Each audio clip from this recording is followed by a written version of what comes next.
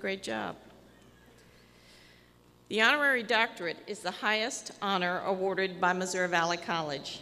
It is presented annually to those who have distinguished themselves in their careers and in various forms of service to our state, nation, and to the international community.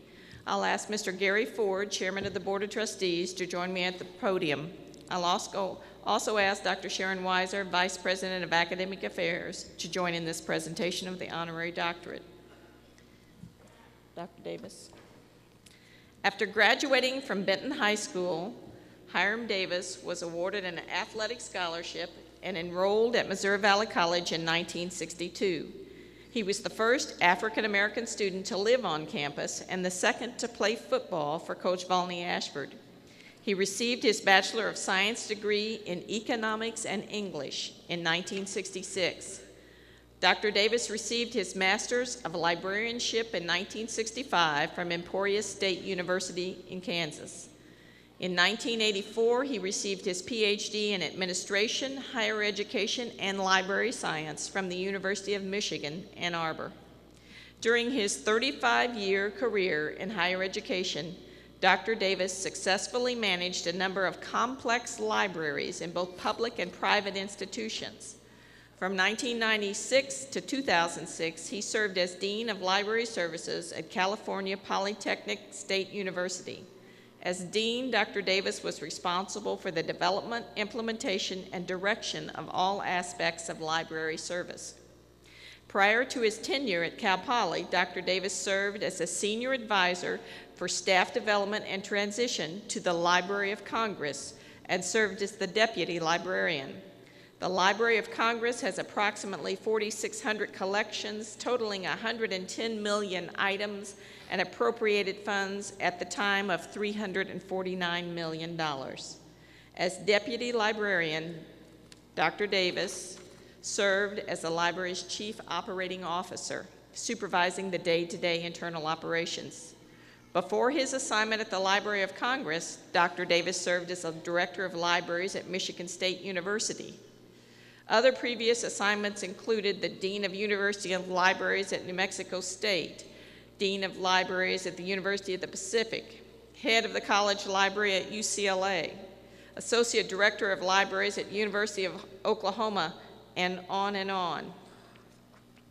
In 1991, Dr. Davis received the Missouri Valley College Outstanding Alumnus Award. In '99, he was an executive scholar at the Aspen Institute. He was the recipient of the Forum magazine's African American Pioneer Award. Dr. Davis is a member of Phi Delta Kappa, Beta Phi Mu, and Sigma Tau Delta, and is listed in Who's Who in America and Who's Who Among Black Americans. He belongs to a family of Missouri Valley College alums, including a younger brother, Albert Davis, graduated in '75, and his sister-in-law, Janet Davis, who graduated in '76. Dr. Davis is a native of St. Joseph, Missouri, and the son of the late Paul and Bertha Turner Davis. He and his wife, Nancy, both retired, reside in Las Cruces, New Mexico.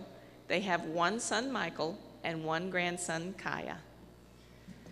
By the virtue of the authority vested in me by the Missouri Valley College Board of Trustees and the state of Missouri, I hereby confer upon you the degree of Honorary Doctorate of Humane Letters with all the rights, privileges, and responsibilities thereto appertaining.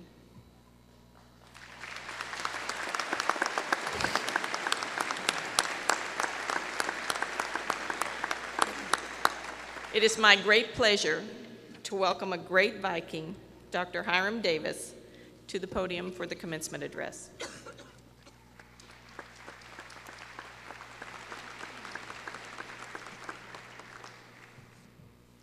Good afternoon.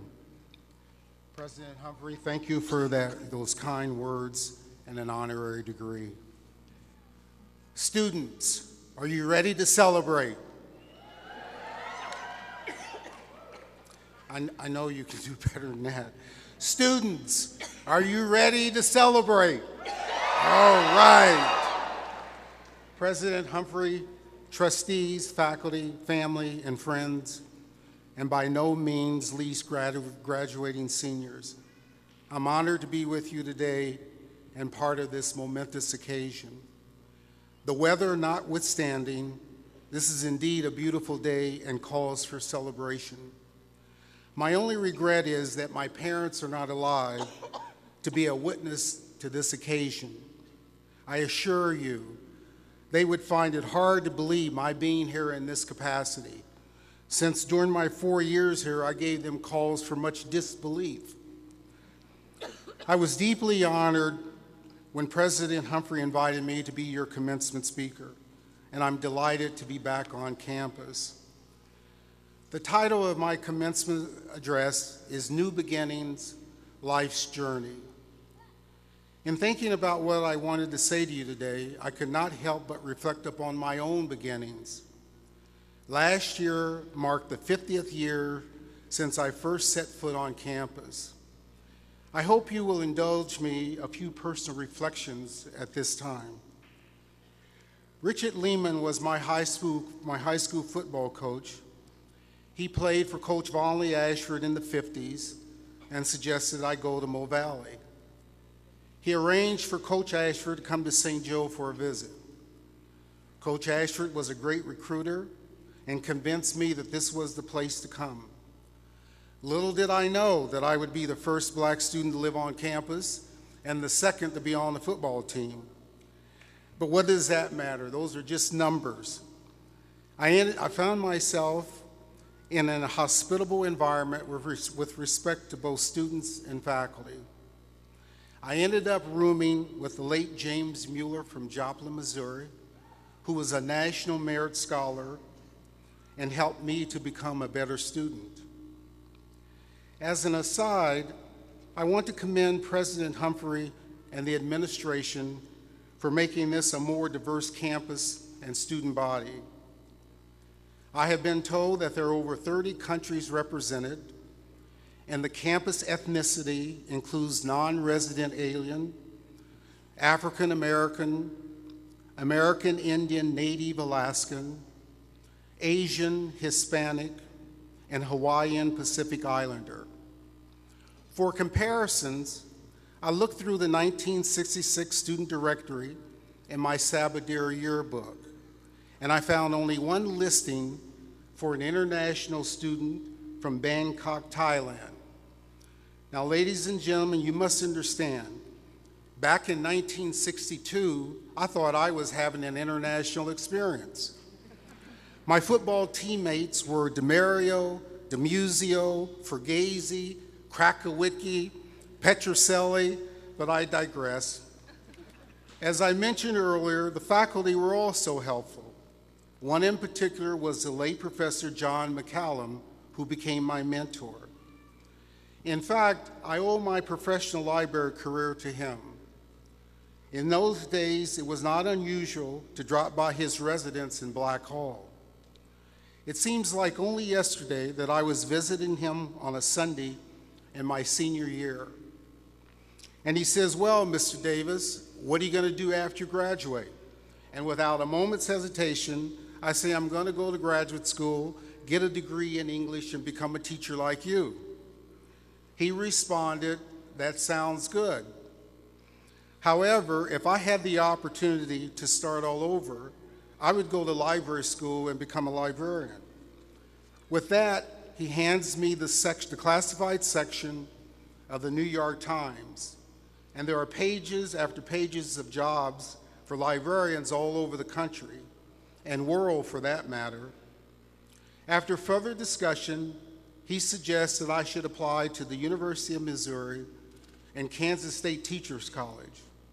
The latter is where he was working on his doctorate.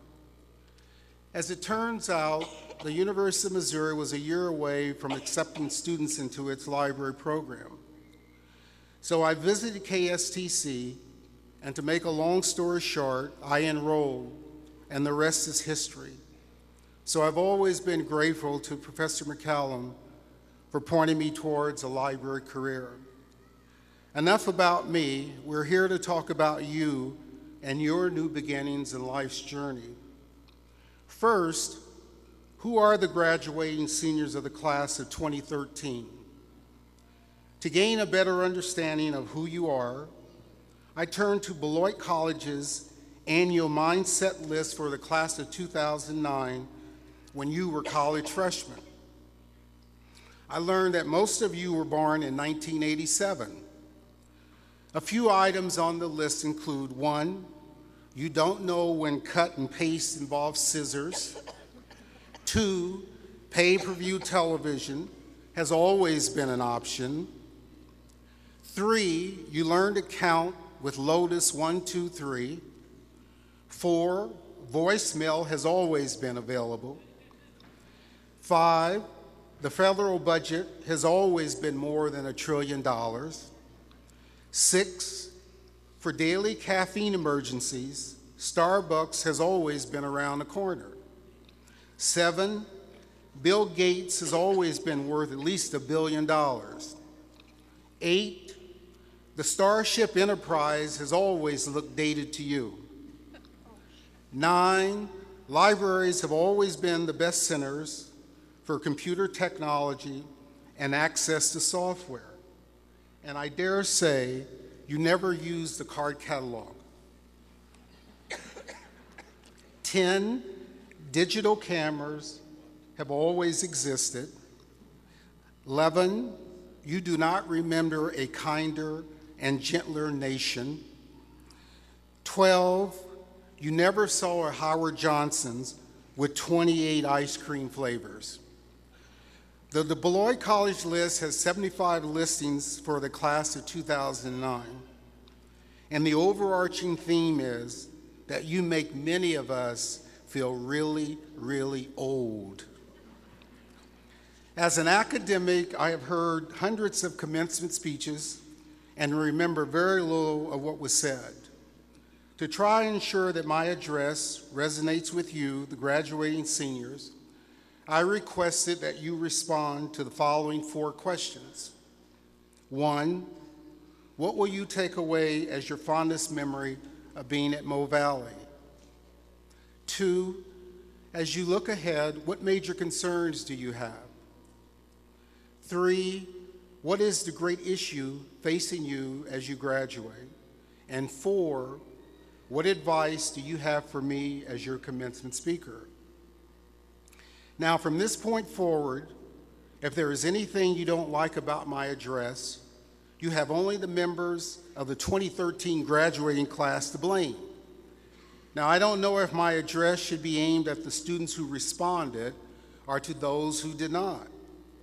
But at any rate, a special shout out to Aaron, Alisa, Angela, Hannah, Jamie, Christian, LaQuentin, Melissa, Ralitza, Cesar, Samantha Square, that's 2, Troy, and Vera.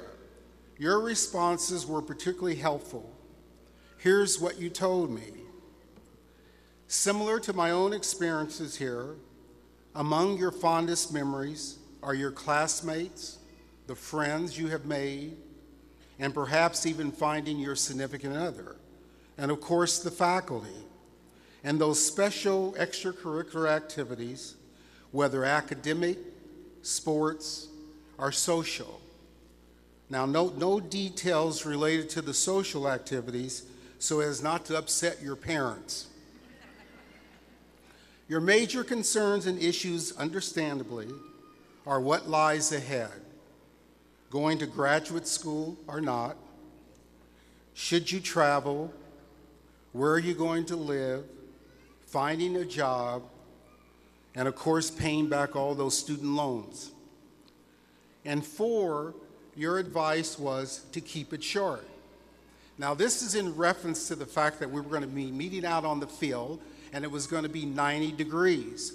But since we moved inside, since I knew we were going to move inside in a much more comfortable environment, I went back and altered my address.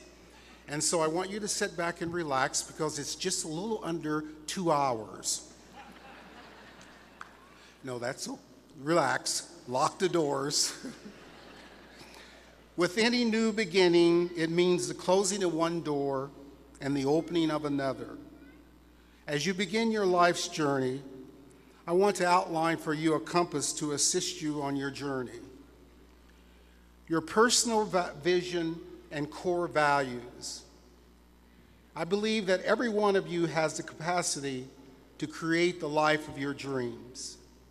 Again, each of you has the capacity to create the life of your dreams. There are several necessary beliefs and values you must have in order to develop this capacity. This involves mastery in 5 areas. Again, this involves mastery in 5 areas. First, you have to be able to articulate your goals and your dreams. You have to envision your life in a holistic way, in an involving way, not in a simple yes, no, pass, fail, good, bad, winner, loser paradigm. This takes continuous work, time, and thought. Second, you have to see a glass half full and believe you can contribute to creating a bigger pie. This is a major challenge in today's climate when we are confronted with many examples of cutting the pie into smaller pieces for more and more. Third, you have to be prepared to work for that dream. You must have an effective toolbox that you add to and update. This involves social skills, degrees, certifications, licenses, networks, a sense of humor, etc. B, you must get comfortable with the fact that you cannot predict the future or be right all the time.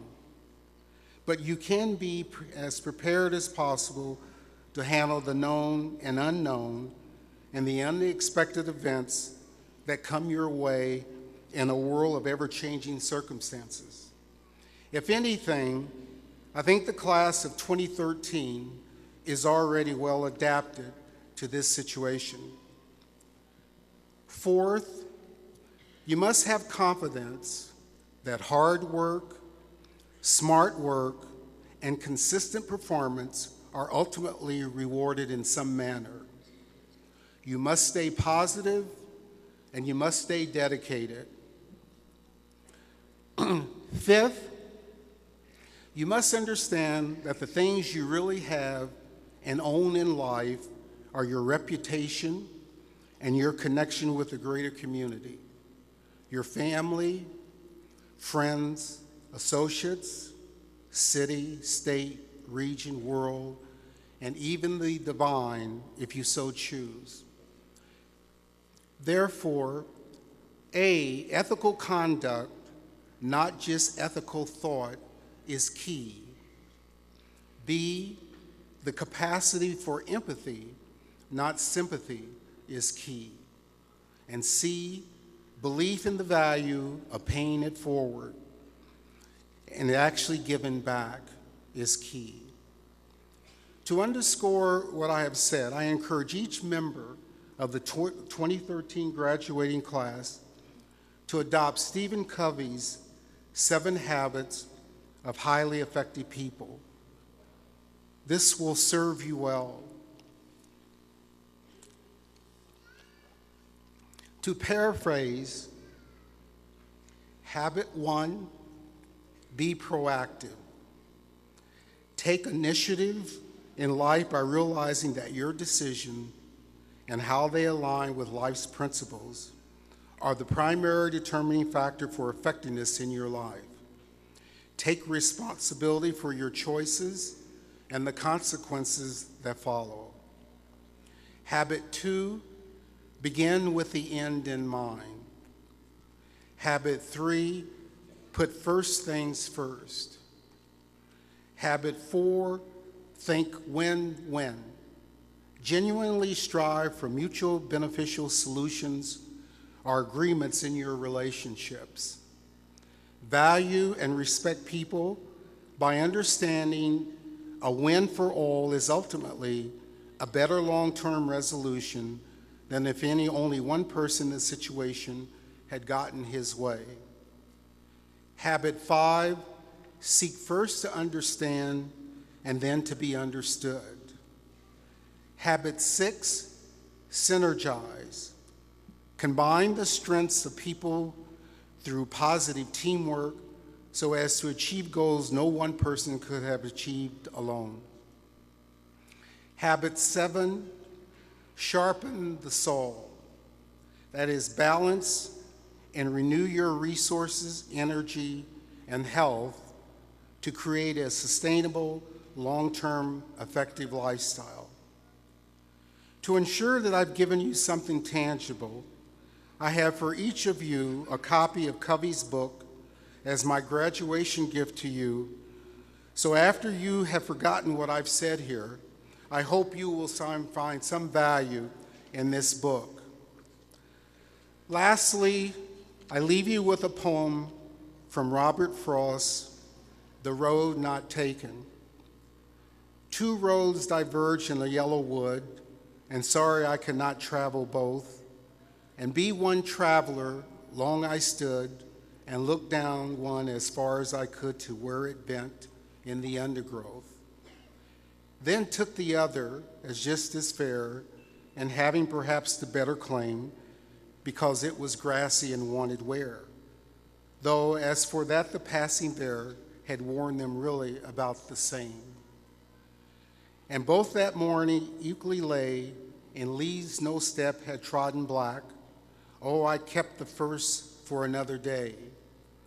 Yet knowing how way leads on to way, I doubted if I should ever come back. I should be telling this with a sigh, somewhere ages and ages hence. Two roads diverged in a wood, and I took the one less traveled by, and that has made all the difference. Members of the class of 2013, as you go forward, remember that the door you found open at Missouri Valley College has provided you with an excellent foundation and a key to open the next door to your future and life's journey.